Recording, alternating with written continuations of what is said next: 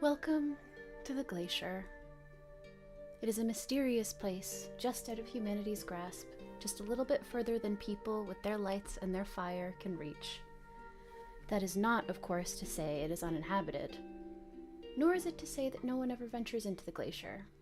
People have their reasons. You have your reasons. Whatever their reason for trespassing in winter's sacred territory, people quickly find that they do not belong here. Take that one again, because the emphasis was a little weird. Whatever their reason for trespassing in winter's sacred territory, people try and quickly find that they do not belong here.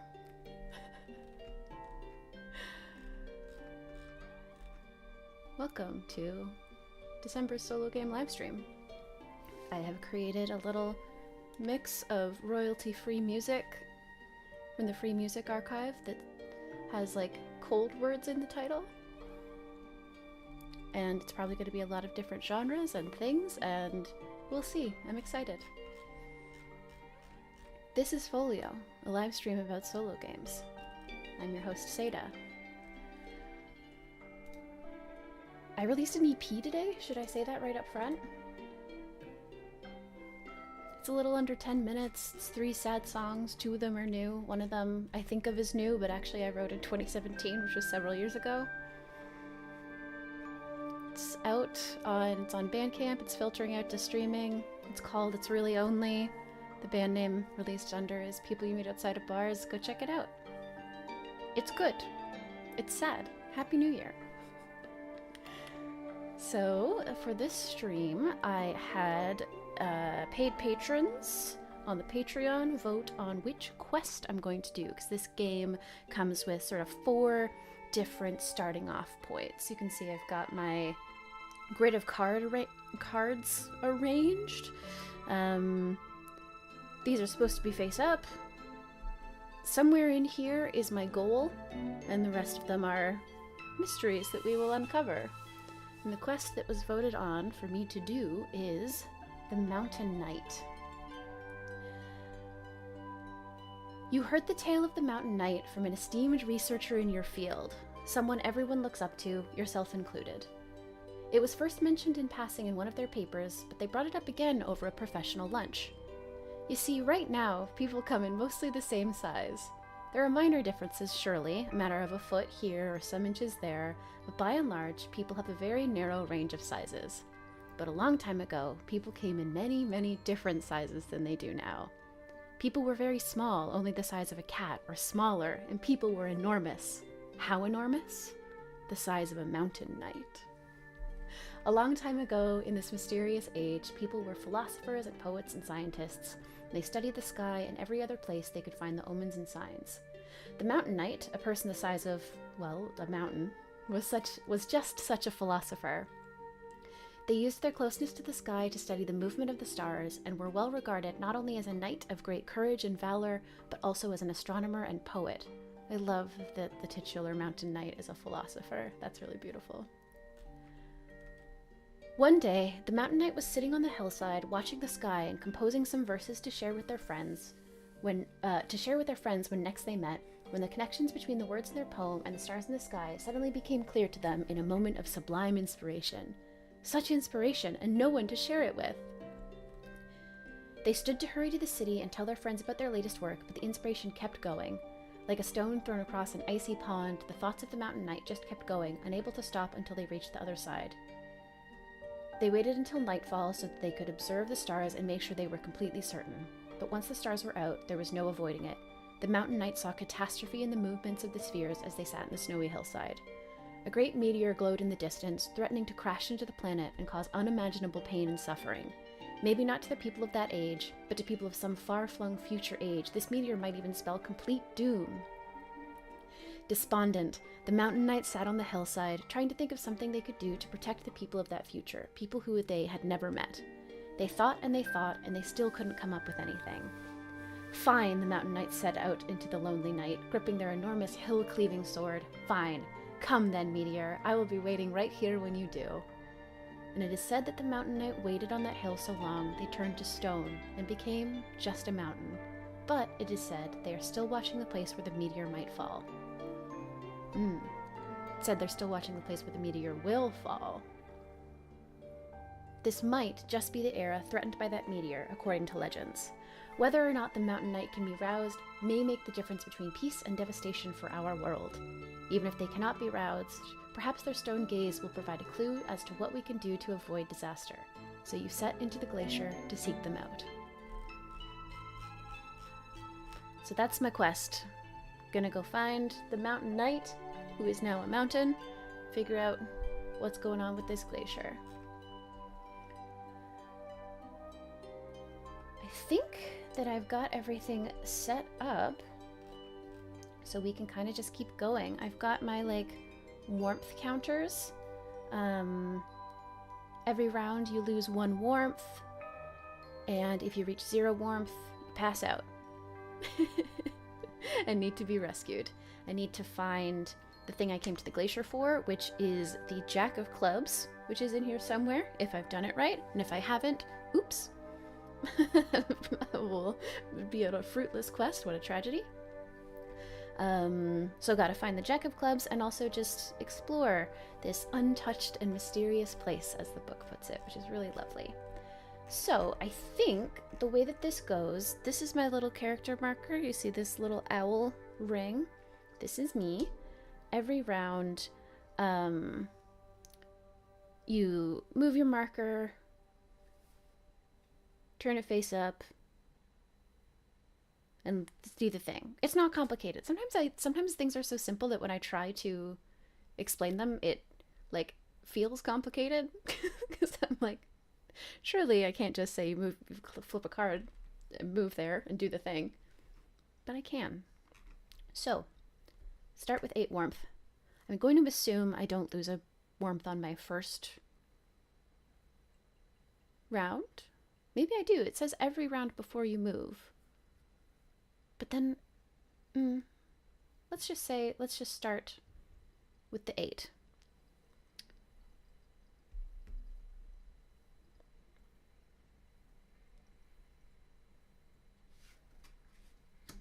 The first thing is a 4 of hearts. These are mysterious encounters.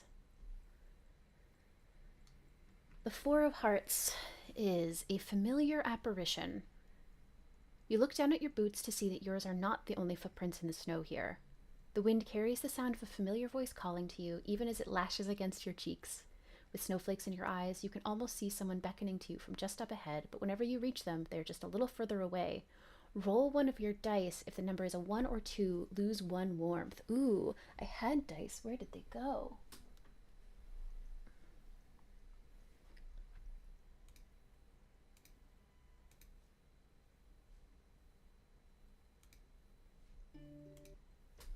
One moment, I gotta grab a couple of D6s.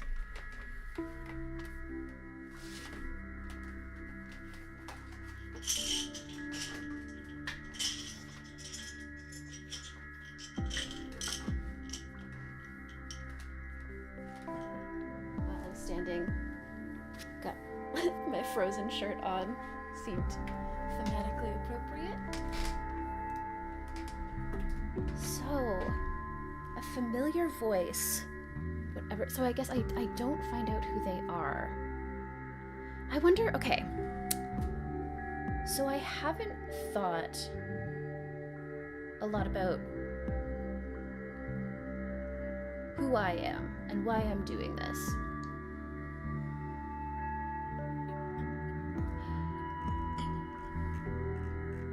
Like, what was it about my character specifically that sort of had me sent on this quest?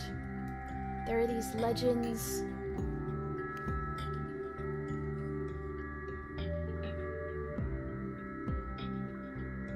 The first question for me would be like, are they widely believed? Or have we sort of... I think I like the idea that,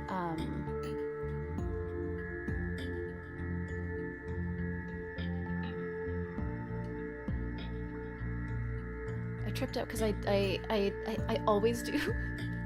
Literally the last stream and in the first game, I believe.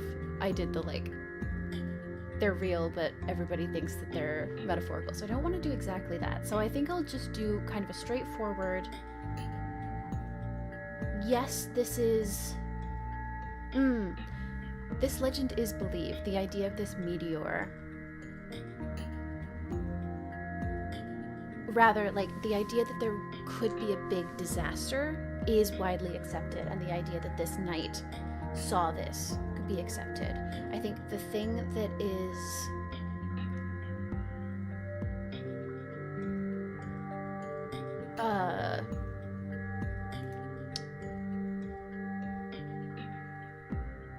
people don't necessarily believe is like how literal they think, like maybe it isn't a meteor and maybe it already happened. Ooh, that's what it is. We live, like, the place where we live had a big natural disaster of some kind, or like really bad, like truly disastrously bad crops a few years in a row. There was some sort of like infestation type plague, and so there are a lot of people who are like, that was what the knight actually saw coming. There's no meteor. It was just that amount of devastation. And then I'm just part of this, like, I think probably like slightly scholarly group of holdouts that are like, I mean, that was bad, and also like there might be literally a meteor. We're pretty sure there's gonna literally be a meteor. And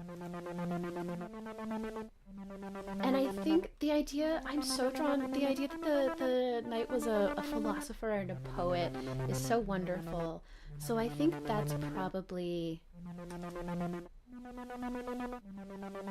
who I am as well. Like, this group of historians, historical poets.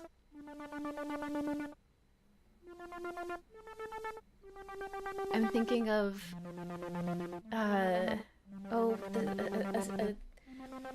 books that I just read this year. I'm completely blanking on the names, but they are like sci-fi books where history is largely told through poetry in the society, and so poetry is this very like high social status thing. Not quite that, but like specifically the way that poetry functions socially in that book. Like, you'll have people get together and basically do like poetry improv at each other, and people who are very cultured will like be able to pick up allusions to work and that kind of thing. The idea that whoever my character is, my little owl, is part of this group of historians and creatives who do a lot of like poetry work together, trying to build off of this historical legacy of poetry as philosophy, is really fun to me.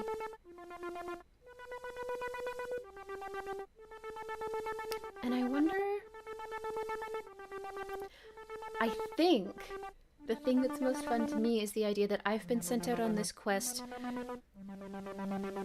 for almost petty reasons. Like, there was an internal schism in my group where people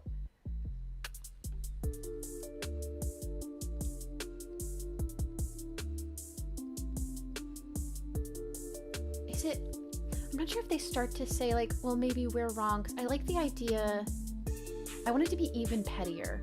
It's like, we all think that it's a meteor.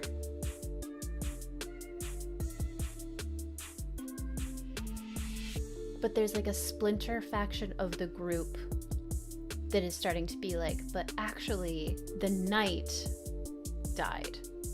Like, the mountain knight was just a person. And when we're talking about the idea that the mountain knight turned into a mountain and left warnings. It's just about like the work that he left behind. They're not literally, he didn't literally like turn into a mountain. And as one of the literalists, I'm like, that's stupid. Of course he turned into a mountain. This is not the time for us to be arguing about this. Everyone could be in danger. I'm gonna go prove that there's a mountain that used to be a guy who wrote poetry. I'm gonna go do it. Yeah. And so, with that settled, that just gives me a little more context of, like, who this apparition could be.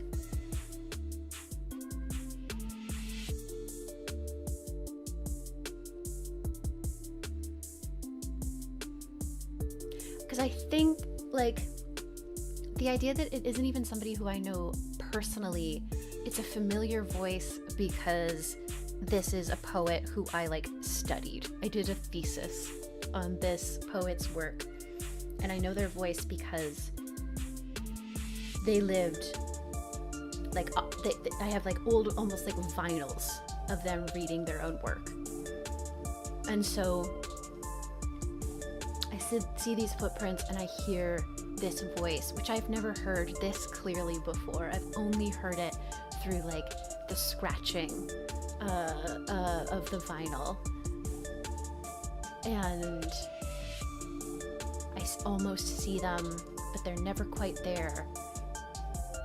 And I think I'm not like, ooh, that's a real person necessarily, but I am very much like, that could be the ghost of this person. Like, that could absolutely be what's happening here, and that's still important. And now I'm going to roll a die, and if the number is 1 or 2, I'm going to lose 1 warmth. It is in fact 2. So let's go to the warmth counter and delete 1. Unfortunate. With that, I'm also just going to immediately lose another one because I'm going to move. So where do we want to go?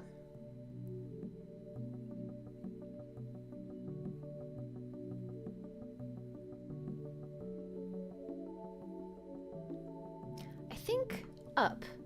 If we're looking for a mountain, because I was trying to think like we could go down and then explore like the base of the mountain. I don't think that this is necessarily literal, but I like the idea that it is representative. And so I'm like going up the mountain a little to maybe we believe that we might be able to see a face of this mountain king. I got the 9 of clubs. Let's find that.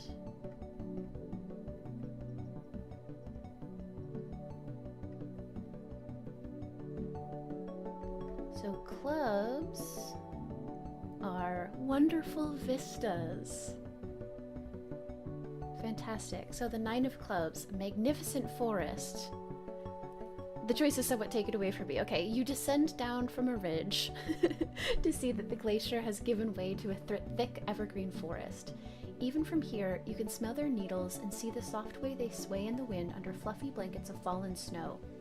Each of these trees is impossibly tall. There's more than enough space between them for you to walk on fallen needles. The snow cannot reach you here. Gain 2 warmth. Ooh, okay. I didn't know you could get warmth back. That's so cool. So I'm freaking back at full health. Look, that one even got too big. So, back up to my 8 warmth. And yeah, so like I said, I was going up. And then, just by the way that mountains are, you know, I hit a peak and came down. And I walked into this forest. And I think that this is like a...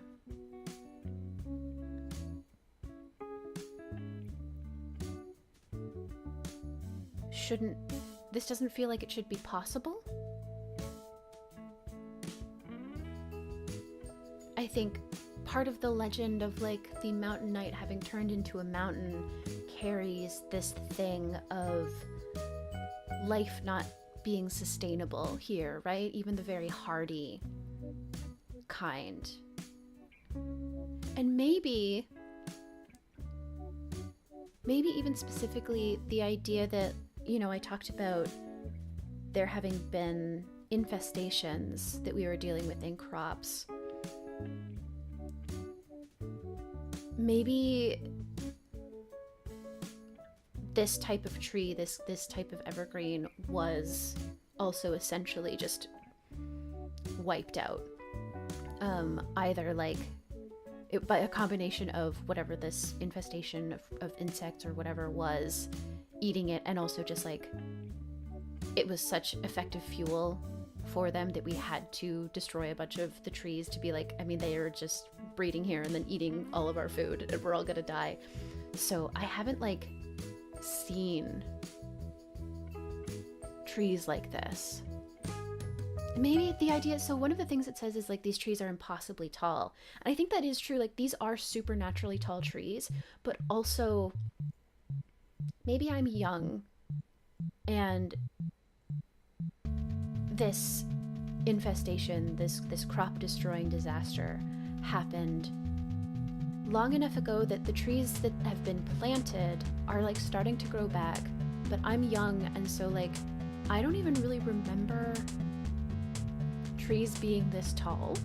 Like just regular trees would be really tall to me because I'm used to like very young trees that are still growing back, and so it has this like extra level of magic for me.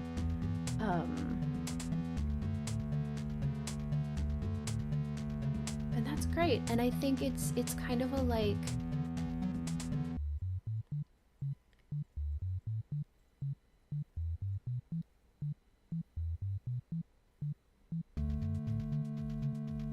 the idea that this is also partially hopeful for me, because like quietly there was part of me that was like, of course the glacier can harbor life. Like just because the mountain knight turned into a mountain doesn't mean that he isn't alive anymore.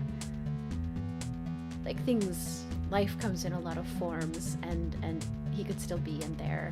Because I think that's one of the questions, right? Which is like, either can I wake him up or will I just see his gaze? And so seeing these trees is like, yeah. You cynics who thought that nothing could survive out here. Of course it can. And I'm gonna save the world. So, before I move, take one of these warmth counters away. Just want to double check the rules one more time, make sure that I'm doing these turns correctly.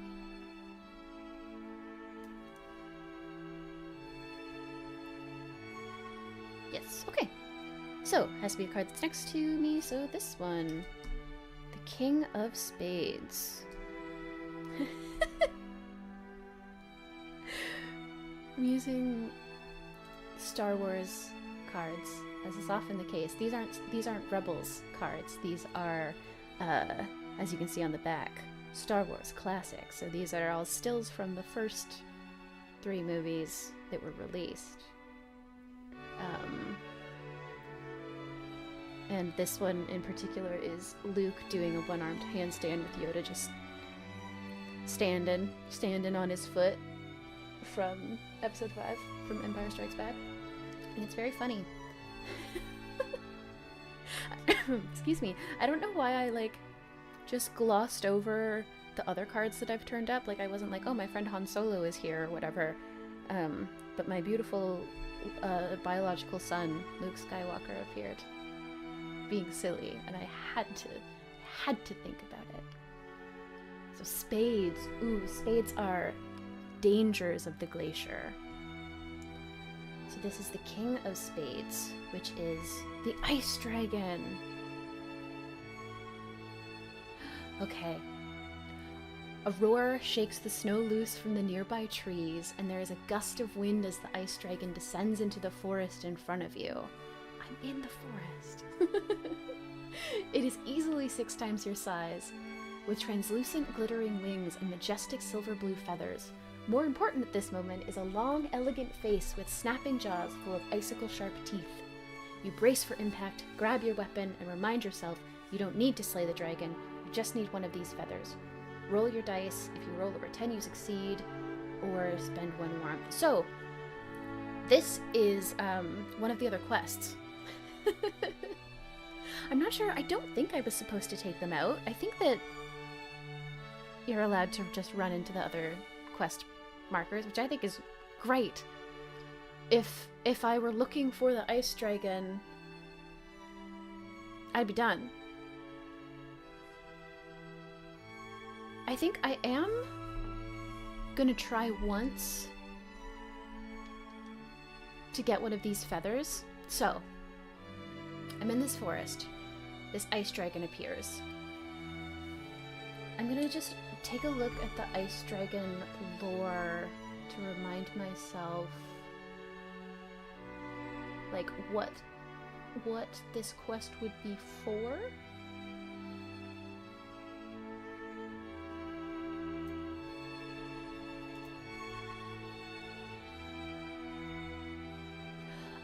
Oh, yes. It is said the feather of the ice dragon has the power to protect the wearer from any misfortune. Ooh.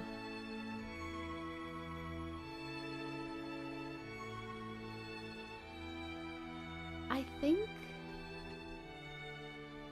that part of this is about, like,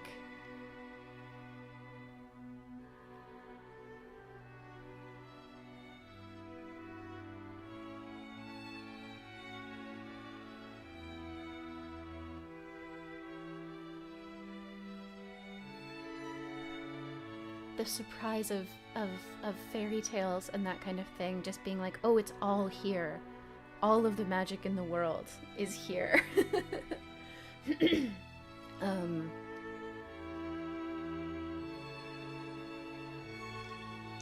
Let's see. Roll my die. If you roll over 10, you can get a feather.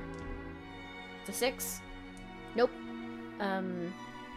Because this is not my quest, I could, like, stay here and keep spending warmth to keep rolling, but I think this is the type of thing where, like, I'm just running. I'm like, there's a dragon. This is not what I signed up for. But as I'm running by, I might as well just try and grab one of those feathers. But I didn't. And so I'm gonna take 1 warmth off and keep moving. Let's go just right along here. Jack of Hearts.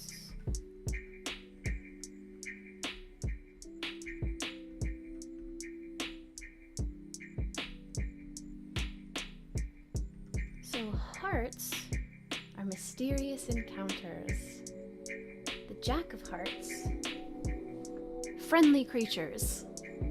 The wind dies down a little bit, letting its howling fade into the distance as the snow stops blowing at you and starts falling in delicate little trails.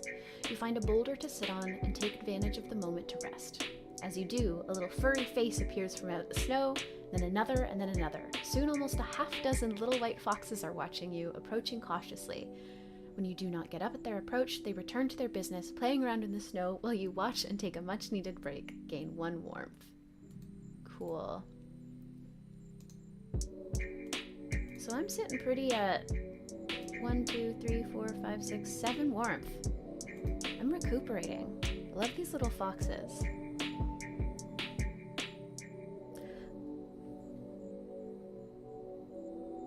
I must be writing poetry while I'm going, right? Like, almost like you would see a character who is a painter sketching things. I keep, like, pulling out a little notebook, this, like, just thing of parchment that's wrapped in, like, a protective wrapping, and scribbling, like, vibes and trying to describe scenes. And so I'm sitting against this boulder and trying to capture the feeling of these foxes playing, just in brief words. Just a little bit of a verse and that kind of thing.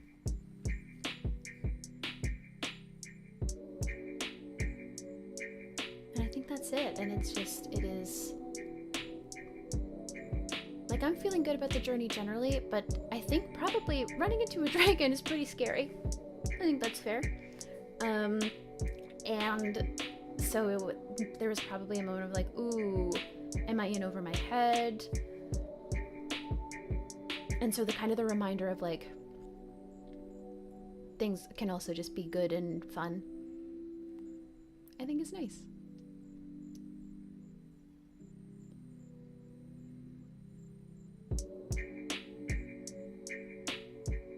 And I think I could go to the King of Hearts, but I think I'll continue into the unknown, as Elsa on my shirt would say. First, take a warmth away.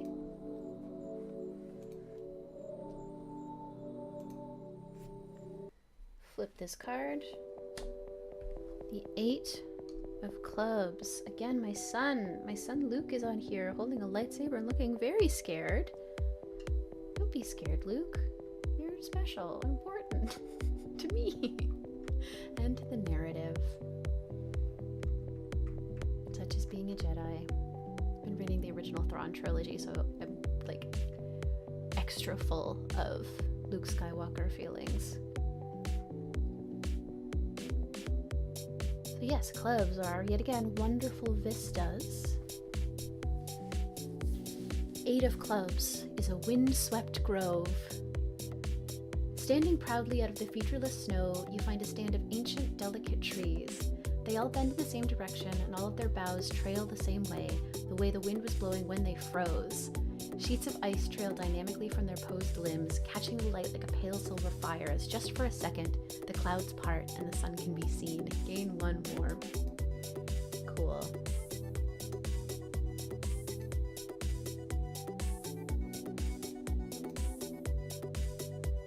I'll note that in the process of like getting ready for this game, they say specifically like deal anywhere from 9 to I think 21 cards to set your game length. And I was looking for sort of a shorter one, so I ended up with, I dealt 10, which leaves you with 12 in total. I think I really safely could have gone extra. I didn't want to spoil myself by reading too many of the prompts ahead of time. And these are beautiful, but I expected, I think, them to require a little bit more like response and mental energy of that kind of thing. I think I totally could have gone longer, but I think I'm content with my short journey for now. This stream was supposed to happen yesterday, but I woke up. I have this hip injury from a few years ago that unfortunately is triggered by sitting too much, and it's very painful. And I've been editing a bunch of folio episodes to start coming out in January, which I'm very excited about. But it has meant sitting a lot, and I couldn't sit at my desk yesterday. I was like, I'm probably not going to try and do this stream standing up. So if you're watching the stream, and maybe honestly even you can hear that I'm shifting around a lot because I'm still a little bit uncomfortable, but doing better. And also maybe I'm shifting just as much as I always do because of the ADHD. But anyway, yeah, this stream is coming in late in part because of that. And I'm pretty worn out, so I wanted a shorter game, but I think I totally could have gone a little bit longer than this. But let's see.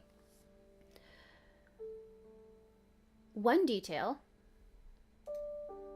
I'm gonna add my warmth, gaining 1 warmth from just the... I do like that warmth is both, like, literal and also just kind of, like, about your willpower, right? Like, yeah, of course, but it's, like,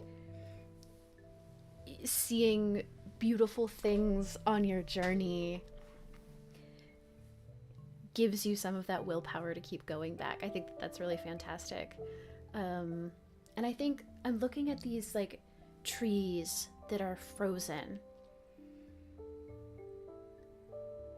And I think one of the things here is that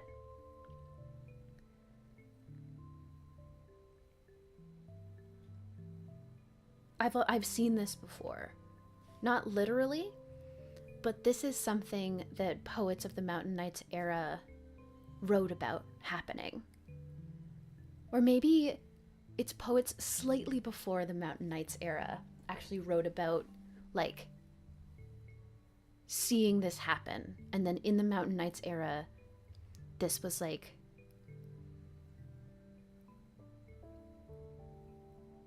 almost a pilgrimage that you would like go to see and write about it.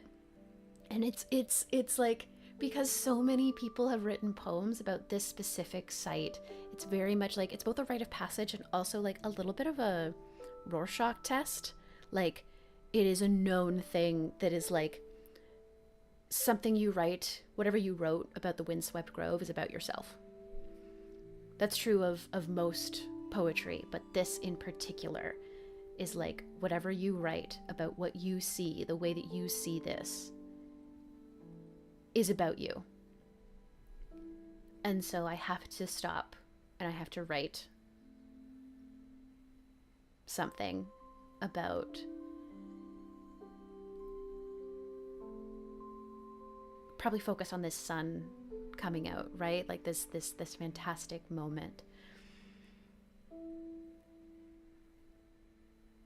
And it seems like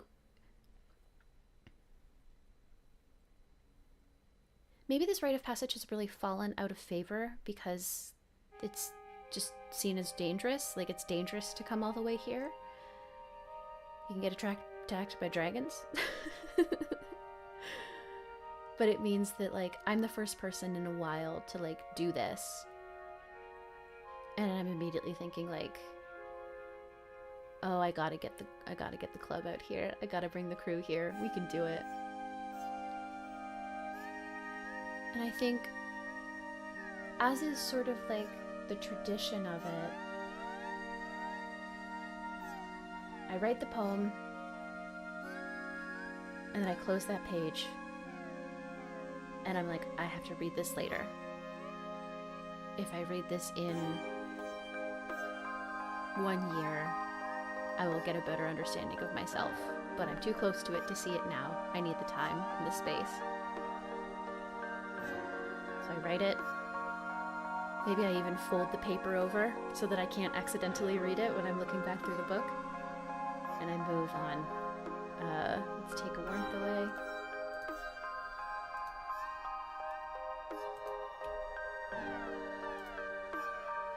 And I'm gonna go here. A Jack of Clubs! That's the thing I'm looking for!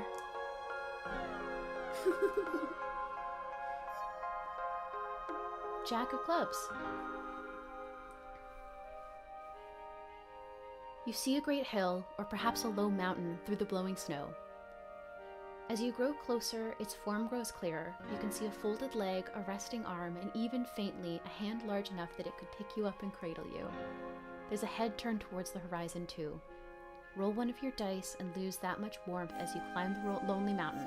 If you still have warmth remaining, then you make it to the giant's shoulder to see where they're watching. I'm definitely going to make it, because I have 7 warmth, and I'm only rolling 1 die. So I'm definitely going to make it. And I only lost 1 warmth. I'm doing great. I'm so comfy cozy.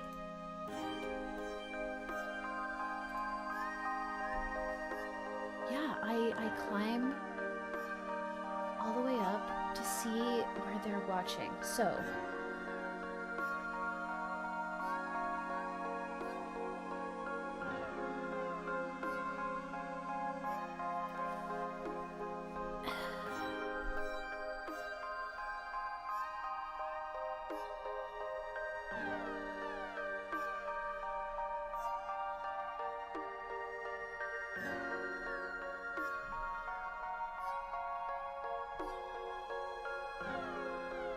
There are a lot of directions that this could go.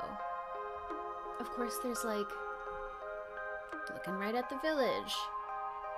I don't know if I want to go this way, but there is the option that I see that he's looking at like a giant lake, and the implication of that would be like the meteor already struck and it wasn't a disaster. That's kind of tragic, right? Like it's both good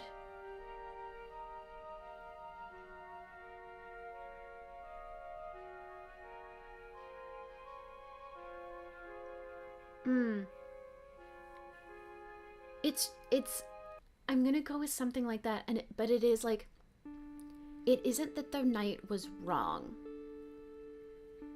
It's that it's the thing of like how people are like, ooh, remember how dramatic we were about Y2K when actually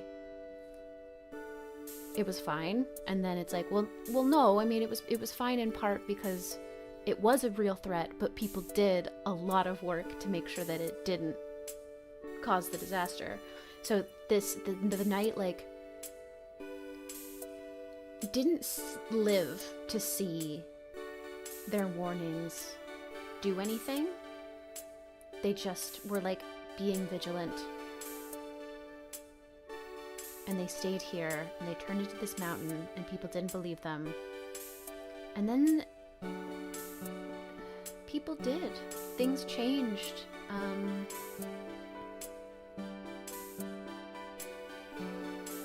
Probably technology advanced in some minor way, and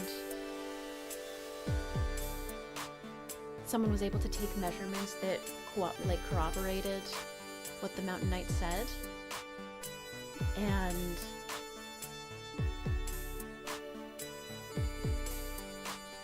they moved. The impact center should have killed a lot of people, but because the Mountain Knight had taken time to like give these warnings, and had done some work to be like, here's some ways that you could avert the disaster. It took a really long time, but eventually people did take those seriously, and they did that stuff. They put in protections, and they moved villages and everything like that. And so the meteor did come, and it was terrible. You know, people probably did get hurt, but it didn't end the world. It didn't create any sort of apocalypse, and that's why part of the tragedy of it is like, because it worked, because people were saved by it, it was kind of forgotten, to the extent that like when we're talking about historical events that could have been this meteor that was foreseen, that like doesn't even come up.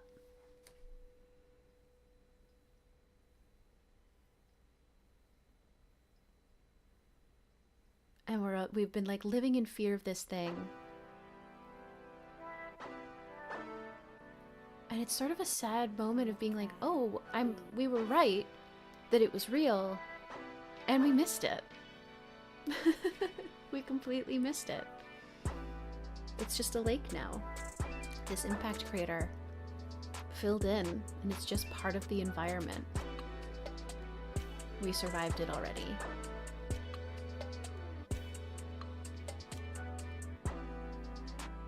The plague, the infestation that destroyed our crops also wasn't something that was prophesized. It was just something that happened. Maybe this is the last prophecy, you know? Maybe that's part of it. Maybe this is like, prophecy fell out of fashion, and so there haven't been a lot, and this is just one of the ones that we've been waiting for. And it's gone. We are past the age of prophecy. Now stuff just happens. Stuff just happens and we just recover from it. And isn't that beautiful? And isn't that also terrible? Wouldn't it be more fun? Wouldn't it be nicer to be part of a story, for it to be a narrative where we're the heroes?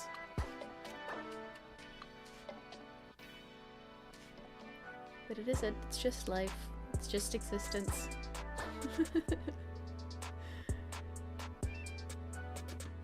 And I think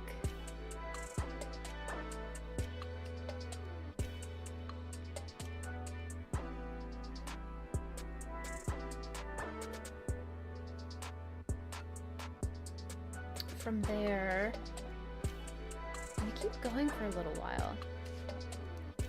See what a couple. I believe that I'm allowed to do that. Let me just take a quick look at the rules.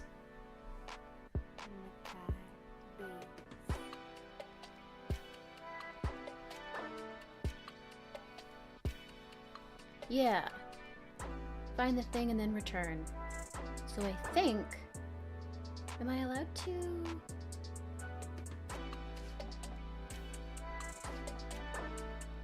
I think I'm allowed to go into face-up cards. I think they aren't necessarily anything. Oh, and you lose a warmth every time you walk. Yeah.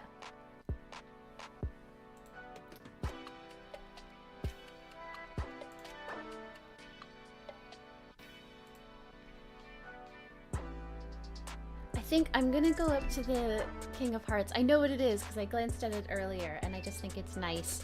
And technically it could be dangerous because that adds extra walking, which means losing warmth, but so I guess I wake up at the King of Hearts. I'm just gonna go. I'm gonna do it. So I come down from the night mountain.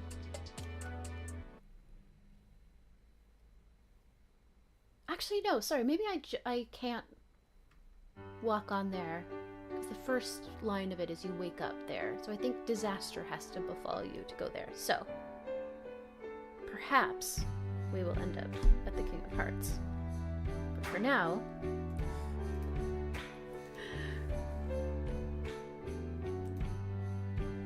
I'm gonna go down here to the Four of Diamonds. And I think, like, I'm carrying this melancholy. This is not what I expected to come back to my poetry club with, and it's like beautiful and sad and unsettling. I'm like much more unsettled by it than I would have expected, and so that's weighing on me very heavily. And diamonds are treasures and artifacts. Four of Diamonds, the Ice Dragon's hoard. You find a cave carved entirely of ice with a mouth big enough for an elephant to walk through. As you step under its roof, you find the wind doesn't subside here. It's colder in here than it is outside somehow. The light of your lantern glitters off a mound of frozen solid treasures, coins, plates, jewels, ornate boxes, all of them completely encased in solid ice. You shouldn't be here. If you are seeking the Ice Dragon's feather, you can spend 3 warmth to search for this place for a fallen feather. Roll your dice. As long as the results don't match each other, you find the feather and can escape. Otherwise, lose 1 more warmth and you find nothing.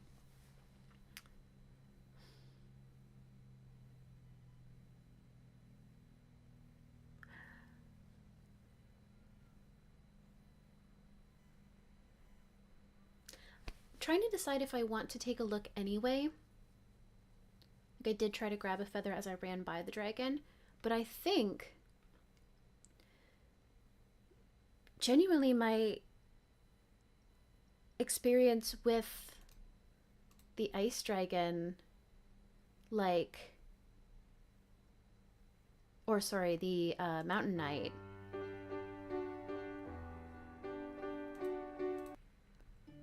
like I said, I'm carrying that, like, melancholy, that strange feeling. I don't think that I have the sense of wonder in me right now to be like, maybe it's worth looking around in here. I think I just look around and I see all of the Ice Dragon's stuff. And I'm just like,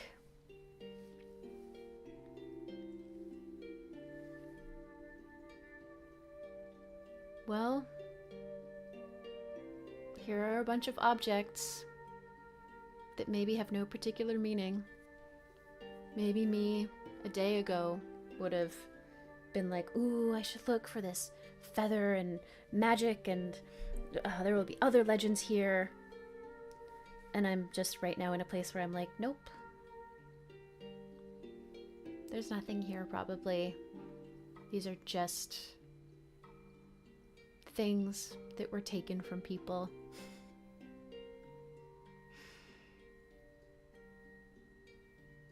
Yeah. So, I'm gonna lose a warmth, which brings me down to 4. Ooh, this actually could be dangerous. All right. I'm gonna go to the 3 of hearts.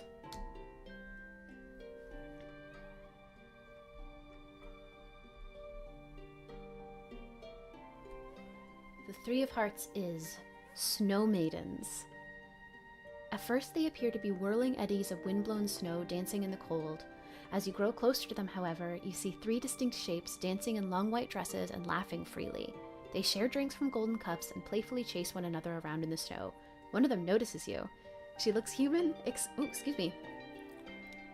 One of them notices you. She looks human except for the glow of glacier blue eyes. Smiling, she waves you over and extends the cup. Roll one of your dice. If the number is 5 or 6, you can leave the party and gain 1 warmth. If it isn't, spend 1 warmth and roll again. Alright, so I'm stuck here till I take a sip. Oh, this is fantastic. What a cool image. Like, I leave this cave. And I think I'm taking a different path because I'm trying not to run into the ice dragon again, right? And I think that, like, I'm still just adjusting to being back outside after being in the cave for a little while. And then these women just appear. I think, like, I'm going through this story relatively quickly, but I do think that this has been a journey of several days. Like, I think that even just climbing up the mountain night took a couple days. And so these are the first people I've seen in quite a while. And let's see if they trap me at their party. Rolling a die. Got a 3. So I have to spend a warmth and roll again. Down to 3 warmth. Might die at this party. Nope, got a 6. Cool. So, can gain that warmth back. That's funny. What does that look like?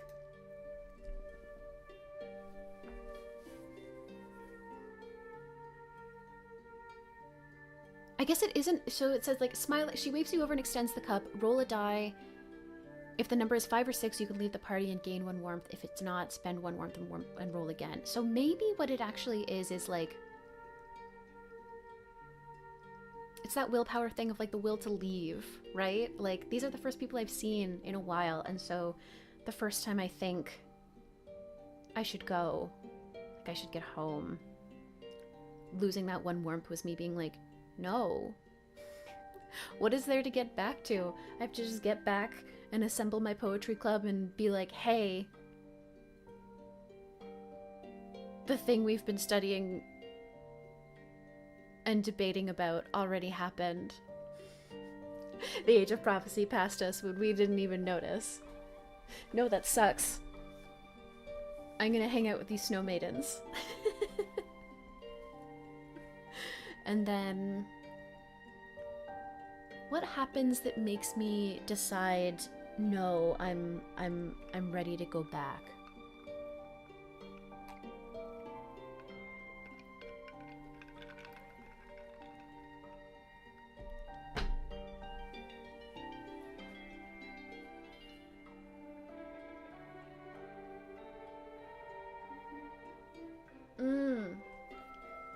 So I'm hanging out with these snow maidens, drinking from these golden cups, and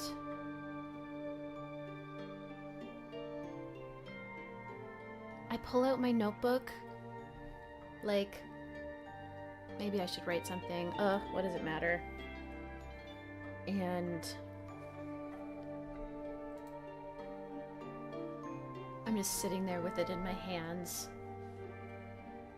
And a couple of the snow maidens run over and they're like, oh my god. Is that a book? We haven't seen a book in ages. Oh, we haven't heard stories. Like, tell us a story. Recite us a poem. Are there new poems? Are people still writing poems? They've been here for a very long time. And we start exchanging, like, I think I know all of their stories. I think that's a really funny thing. Like, they're like, ooh, we'll trade. I tell them, like, a new poem, and in return, they recite one of their poems, and all of the ones they know are, like, I know all of them by heart already, because they're all classics. I wonder if that's true. I wonder if this is like a... I definitely know all of the authors, and I know a lot of the ones that they say, because so my thought process there was like, if you go back to and look at like the top 100 chart for like sometime in the 1970s, you won't know most of those songs, even the number ones. Like, most number one hits over the span of human history have been forgotten, basically. And very few songs actually like last the test of time. And that's slightly less true for things like movies, just because like there are fewer of them, but I think poetry is abundant enough that that would be closer to true. And so I was thinking like maybe they actually do have a lot of poems that are unfamiliar to me because of that. Because there's stuff that like hasn't been studied strictly, or that has been lost to history that they have. But then I was like, but also like these are poems that they memorize, so they have to be, it's probably not just the dregs, right? It is like stuff that's more important. So I think I know most of them, and I definitely know all of the authors. There's probably a couple that I'm not as familiar with.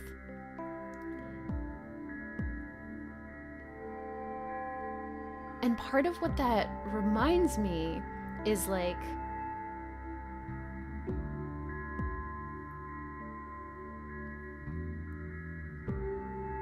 because I was sitting there being like, why should I write anything? Like, who cares? What does it matter? And there's like something about being reminded that the most famous poets in the world have poems that have been forgotten, that aren't as good. Like, that's sad, but it's also inspiring. Because it's like, you're only remembering their best parts. You're not remembering the whole picture. And so you have to create your whole picture. You have to live your whole life. You have to make the bad stuff. The highlights aren't all that matters. Everything matters. So that like, it doesn't fix my feeling of like, things are weird, whatever, but I think that it gives me the beginning of a way forward that is like, yeah, maybe this was a big loss of meaning for me, but there is more to be found somewhere. You know, that was all kind of vague, but I think that is what this looks like for me. This is sort of like what is represented by like losing the warmth and sticking around, and then finally getting that strength to go. I roll a mad little 6. So after that, we'll take a warmth away and move to the next card, down to 3 warmth. This is the Queen of Spades, which is Leia Organa kneeling down to put her hands on R2-D2's face. It's probably a specific thing going on there, but that's out of context. That's all that it is.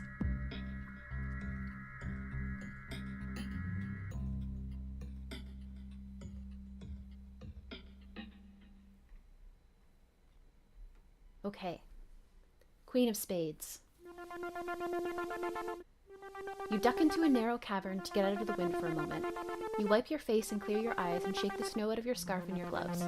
That's when you see her. She has a woman's shape, but everything about her, from her hair to her skin to her lips, is blue. She recoils from you slightly, from the warmth you brought into her icy sanctum. If you have more than 6 warmth, she will attack you, causing you to lose 2.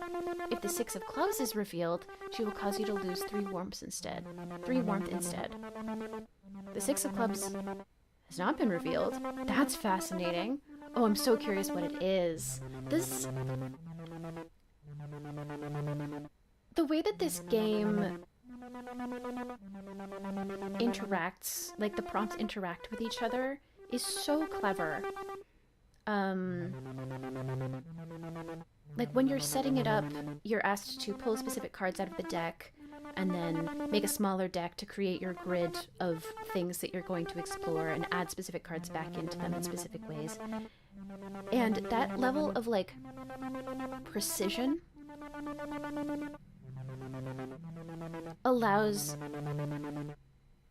the creator to curate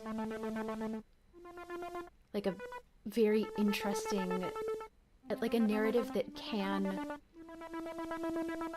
be different every time, but also like still refer to solid points of itself. Like it has specific hooks that can be linked together. It's just really cool. It's very, very well done. And I apologize, I don't think I said the creator at the opening to the stream. Oh, I'm so scattered. One moment, let me look it up.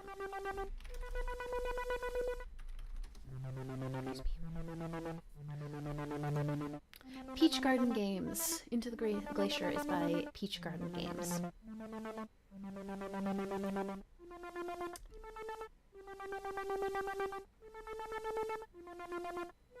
And it's great.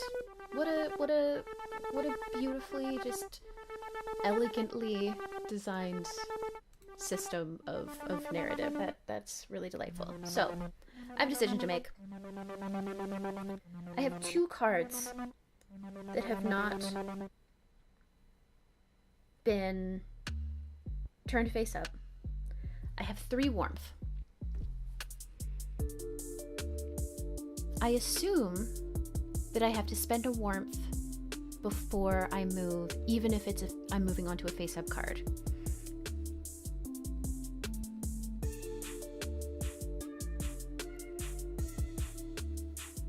One, 2, 3. It would take me 3 warmth to get back to the Ace of Clubs, which is where I'm trying to go.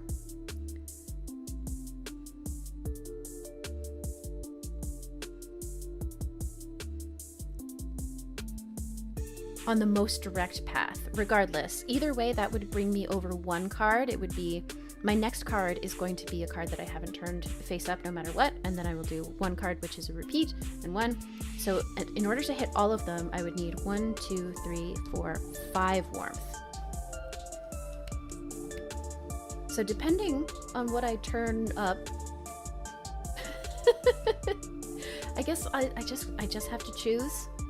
Is there a more strategic, like, does it matter if I go 1, 2, 3, 4, 5, or 1, 2, 3, 4, 5? It's the same.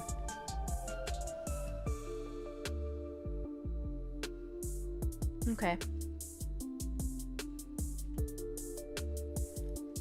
I'm gonna do this one. Take a warmth away. Puts me at 2. And I've revealed the 2 of diamonds. Diamonds are treasures. Treasures and artifacts. 2 of diamonds. Frozen bellflower. In the undergrowth beside you, you could swear you hear the sound of a chime disturbing the icy air. When you look, there is nothing in the snowbank but a single sprig of flowers encased in a coating of ice. Even when you pick them up, the ice refuses to melt. It's like a coating of crystal. Ooh. Pretty.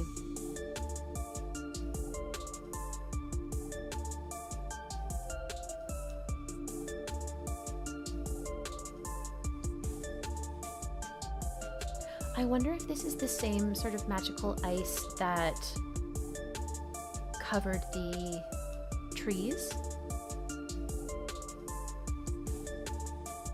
I'm trying to decide if I take it with me or not.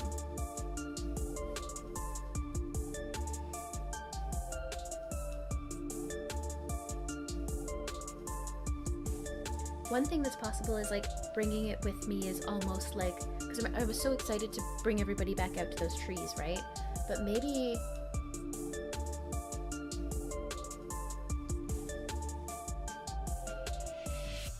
I'm starting to think like, no, I was gonna say that maybe I'm starting to think like we don't need to recreate the traditions of the past, but I think that that's me, Seda, not necessarily this character. I think that the idea of like strengthening that by starting to do that little voyage out to those trees again is actually really appealing to this character. Do I bring this with me?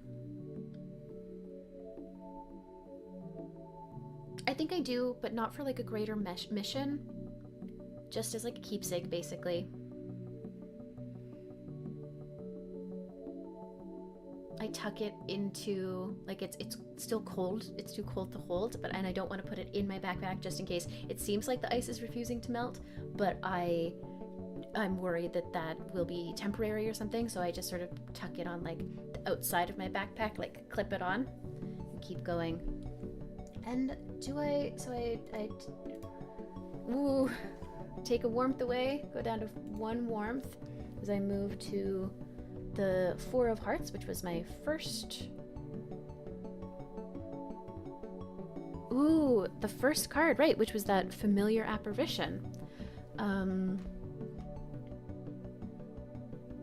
Interesting. I wonder if, because when we first saw them, they were like beckoning me further in. I wonder if they still are.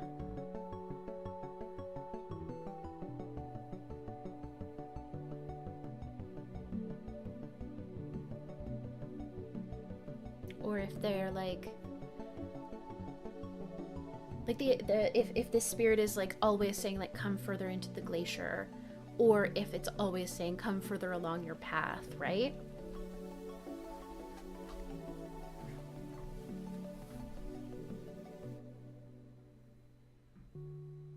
There's something really beautiful to me about the idea that this spirit who I've studied, that I did my thesis on, just magically is like, be on your path, do the thing that you're doing. And so like I come back to this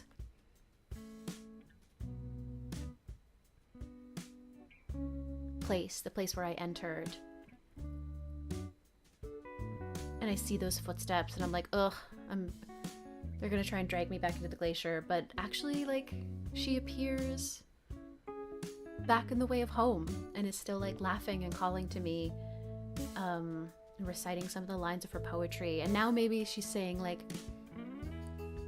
ones that I'm not as familiar with. She's reciting poems that I'm not as familiar with, similarly to how like the Snow Maidens were like the lesser known work, right? And she's just reinforcing like there's more, keep going. I'm gonna roll a die. And it was a 3, so I don't lose a warmth and just pass out here, which is great.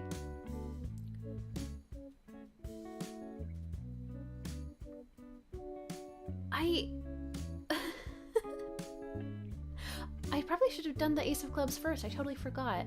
I didn't think of it as like a card that I was starting on.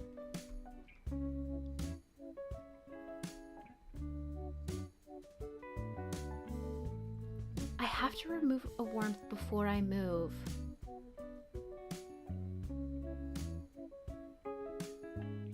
So I think I don't quite make it home, right? I have 1 warmth. Warmth gets removed before you move. So like I'm right there. And I think this is physical. This isn't willpower. Maybe, honestly, I maybe picked a cursed flower. So I'm down to 0 warmth. And when you go down to 0 warmth,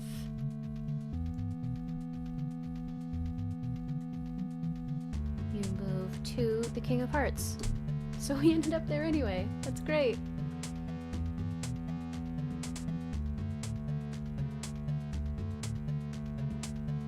King of Hearts.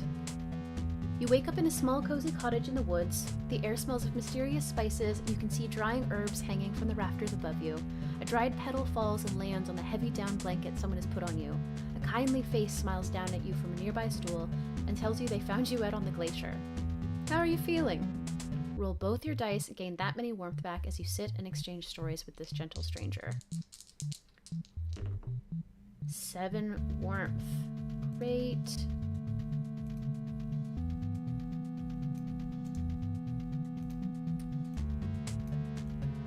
Boop, boop, boop, boop.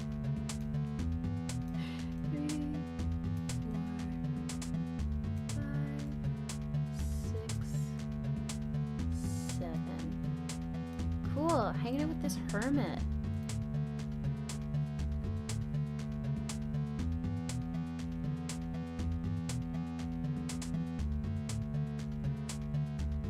Trying to decide if I want them to be plot relevant, as it were.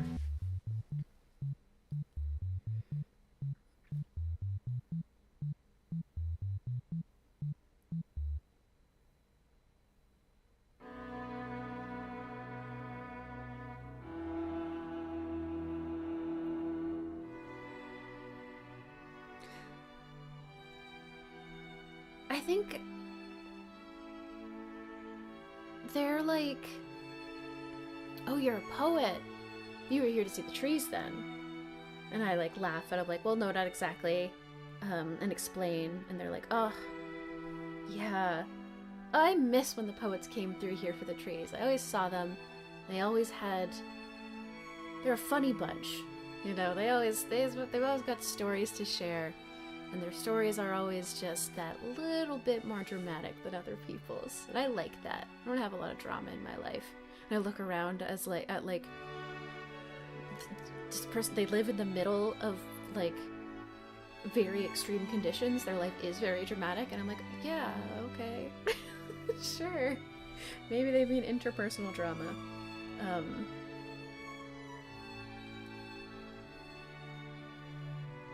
And it just kind of slips out of me that I'm like, yeah, I've been thinking that I should encourage... I was thinking that maybe I should encourage people to start coming out here again, but I don't know. And they're like, oh, do it! Yes, that would be amazing. Please. And I haven't, like, made up my mind, but I'm like, okay. That could be good, actually. Could be really good. I got my 7 warmth back. Let's strategize. Is there a path I can take that lets me turn up that card? I'm gonna count warmth. 1, 2, 3, 4, 5, 6, 7. That could kill me again. That would be funny. 1, 2, 3, 4, 5, 6, 7. I think no.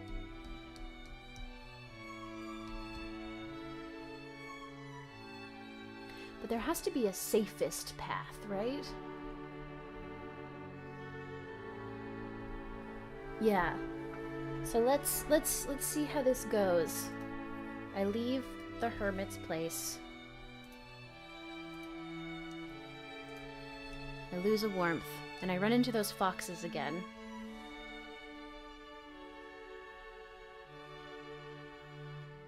Maybe they're friends of the hermit. The hermit gives me a snack to give them.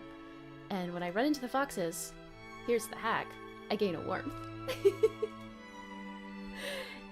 And then I could either go to the King of Spades or the Eight of Clubs. I think the King of Spades was the dragon, so we're not going to go to the dragon. What is the Eight of Clubs?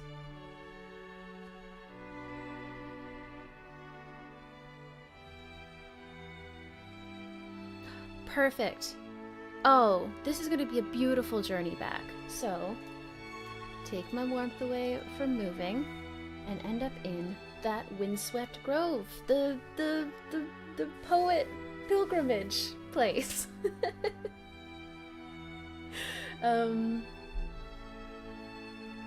Because of course it's right here, right? Because the hermit's path, the hermit used to see people on the path of it. And I only didn't run into the hermit because I took a different path because of the dragon. It's all coming together, don't worry about it. And I look and I wonder, like, am I supposed to... No, I'm not supposed to write another poem when I see it again, right? Like, that's different. But maybe I do anyway, because maybe I think that I have been changed so much that I want to write another one to see. And doing that gives me a warmth back. So, I'm still at 7 warmth. I'm good to go. What is my next option? The 3 of Hearts or the 2 of Diamonds, which were...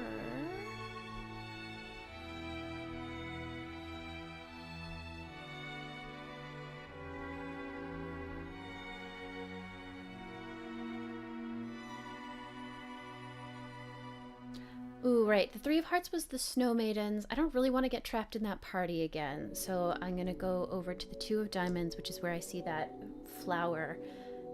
And I think that's actually perfect. Because I think that I think that I got cursed by that flower. I think that's why I passed out. Like, I picked up this magic chime flower, and then very soon after that got like severe hypothermia that didn't allow me to leave the glacier. So I'm gonna put it back. I'm not gonna carry that with me. That's great. And then I'll take a warmth away as I move to that path. And I think, oh, I'm so glad that I'm hitting this a 3rd time, because here it's leading me to this one turned card, right? Like this poet. Oh my god, and the poem that she recites as she's like walking on this path, like too far away, she's reciting her poem from the pilgrimage to the trees, right? Which I think, like, I wonder if it's like, when it comes to publishing that poem, the poem that you write when you go and you see the trees and then you learn about yourself, I wonder if it's like almost mandatory to publish it, or if it's actually just not done.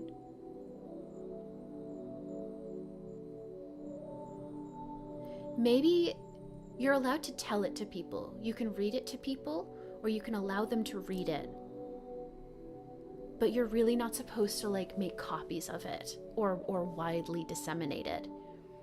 If you wanted to, you could tell it to somebody until they memorized it and then ask them to tell other people. Like, you're allowed to pass it on through like sort of an oral tradition, or even like allow somebody to memorize it and then they can write it down and they can give it to somebody else. But it's I think it's just mostly seen as super gauche to publish it. Both gauche and like boring, like the intersection of that.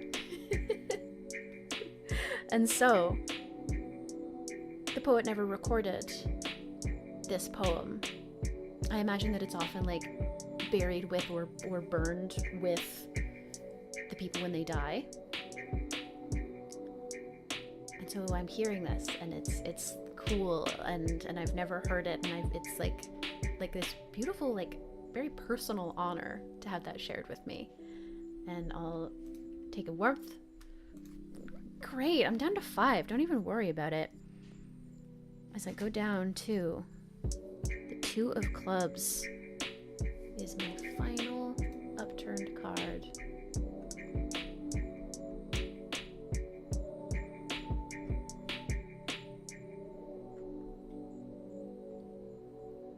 Two of Clubs. View of the valley. As you crest a hill, you find yourself on a wind-blasted plateau, one that affords a view of the glacier before you. The wind here whisks your foggy breath away in seconds, so you shouldn't stay too long. But you might be able to get your bearings if you do. If you like, you may spend 1 warmth to flip over an adjacent card and look at it. You don't need to resolve its rules unless you choose to move there. That's so fun. Not like specifically useful to me in this situation, but like cool. Yeah, and so I think that like I get my bearings here because I mean snow just like shifts all the time, so I'm like, oh god, I can't seem to get back to the gate. Like I can't seem to get back home. And the spirit at the 4 of Hearts card, like she isn't leading me anywhere. She is like appearing where I'm already headed. I'm like, I'm gonna walk over there, and so she appears. I'm like, I'm gonna walk to that street corner, and she appears at the street corner to be like, hi, I'm on your path. But she isn't gonna like be like, no, you're going the wrong way. Because that isn't her deal. Her deal is about me and our relationship. It isn't about like the truth of the journey. But I do like get to take a look around. And I think I'm just gonna shift this here. Because technically I would, go back into the... No, it's fine. Put my 1 warmth down, I go back, I see the spirit. She's still telling me her beautiful tree poem. And, and I tell her, no, I'm not allowed to read it. So I can't read her mind. But I tell her, like, I'll be back in a year.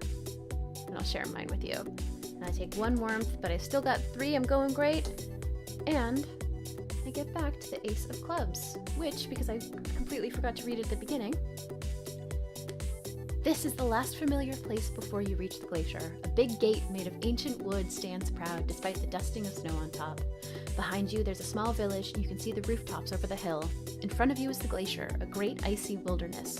Are you ready to set out on your journey? Check your gear, this is your last chance. If you run out of warmth here, you don't go to the hermit's home. Instead, you roll 1 die, regain that much warmth, and continue your journey here. Cool. I think I'm realizing I should have just placed it... No, because it's supposed to be outside of the grid. Anyway, I'm back to the gate. I'm back to the village. I made it home. And so I still like covered in snow head to like the like library or tavern where we tend to have our little poem meetings and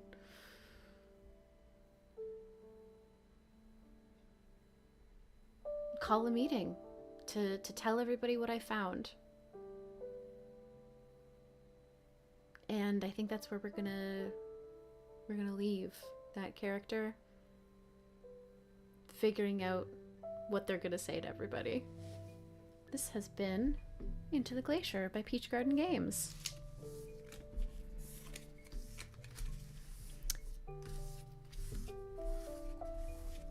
So every month I do one of these streams for paid patrons, and then a couple weeks later I release the VOD publicly, and I also put an edited audio-only version on a feed on Patreon that is for all members, including free members. So if you'd like to have these streams as just an audio podcast with some of the pauses and that kind of thing edited out, and as many of the visual references edited out as I can, and still have it be cohesive,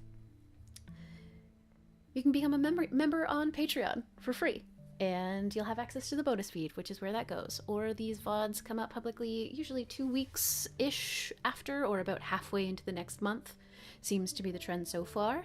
And if you want to be able to vote on the poll, which sometimes is which game I play, and sometimes as in this is just how I play that game, depending on how I'm feeling, you can become a member on Patreon for money. And that's who gets to do that. And that's about it. Check out the EP that I released today. It's called It's Really Only by People You Meet Outside of Bars. And it's on Bandcamp and making its way out to streaming services as well. 3 songs, it's like under 10 minutes. It's full of feelings. I think it's pretty good. And that's it. This has been Folio, a live stream about solo games. Thank you so much for listening. Happy New Year. And take care out there. One more Elsa shot for the road. There she is.